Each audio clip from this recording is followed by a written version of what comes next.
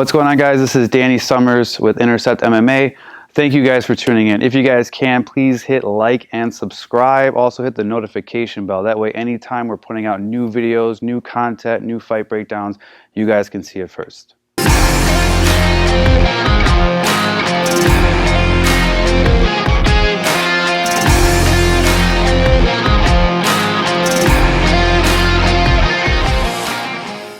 How's it going, guys? So again, Coach Danny here with Coach Anna. We're going to be going over some counters to the jab. Now, with these counters, what we're also going to be incorporating is head movement. I think this is an important aspect, especially when countering the jab. So just 3 different head movements really quick before we get to the techniques. Now, if I throw my jab at Anna, the 3 movements that we're talking about is an outside slip, meaning as the jab comes out, she slips to the outside. Inside slip, meaning when a jab comes out, she slips to the inside. And then the last we're going to work on is just like a simple level change. As the jab comes out, she just drops her level. Now, a lot of people ask, well, how far? Basically, the top of her head to my jaw. That's how far she has to go, because this line right here is where I'm punching from. So as long as she gets underneath that, she's going to be in a good position.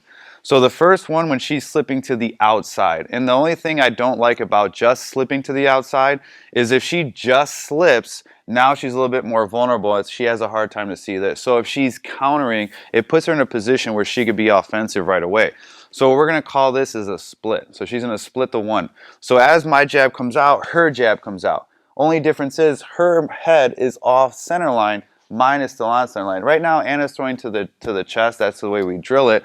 Obviously, if this was competition or sparring, she would bring that right up to the head, and now that sets up her right hand, her rear hand, whatever she wants. So that first one is a split one. So again, my jab comes out, her jab comes out. And every time I jab, bam, she's just putting that jab right down that line. The second one is the inside slip. Now, there's a lot of techniques for the inside slip. Specifically, we're going to be focusing on the overhand, because I think the overhand is a really good counter to the jab when this person has a lazy jab. Now, it doesn't have to be at the same time every time. It could also be as I'm retracting my jab, especially if I have a bad habit of dropping my jab and she follows it in like a magnet. But if she's going to time it as my jab comes out, she's coming over the top. Now, one thing to keep in mind, when you guys are looking to throw your overhand, don't aim for the jaw, okay? She's just trying not to hit me to be nice. But when she's actually trying to land this, I want you guys to aim for the ear.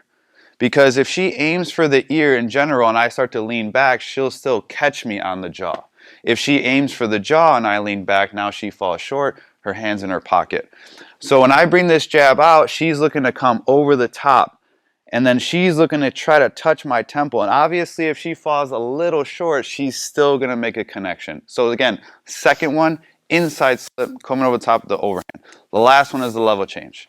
Now this one, same thing. We don't want to just always pop in front of someone down, up, because now that sets up different techniques for me, especially if she's consistently doing it without offense. If I bring my jab out though, she's going to throw her shoulder at a 45-degree angle down, right to my lead rib. So as I come in, bam, she's already throwing that. And then when she throws that, the emphasis should be the shoulder. Anna's locking out, which is great, but the emphasis is this shoulder in front. What I don't want to see is a shallow shoulder, meaning she puts this here, yeah, in this back, because now we're not really loading up this lead side for that next shot. So this is not good. What she's going to focus on is that right there.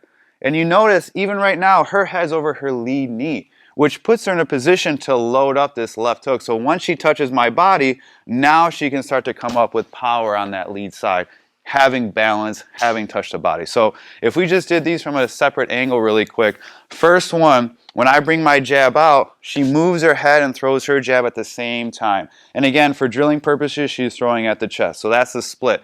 The second one, she's slipping inside. Now, for the case of like drilling, she could just throw it at my shoulder. That way the overhand, she could just throw it at my shoulder. That way she has a reference of contact. And sometimes when people don't retract this in drilling, it kind of gets in the way. So you guys can hit the shoulder. That way she knows to bring it back. What we don't want is to overthrow. So when she hits, she knows now to bring it right back to her face instead of trying to just continue to follow through. And now it looks like she's trying to pull a sword out of her pocket. And then the last one is that level change. So again, as the jab comes out, bam, I'm walking right into this.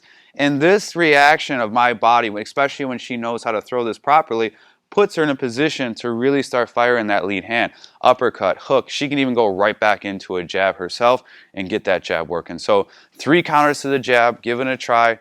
Any questions, guys, please leave a comment, let us know.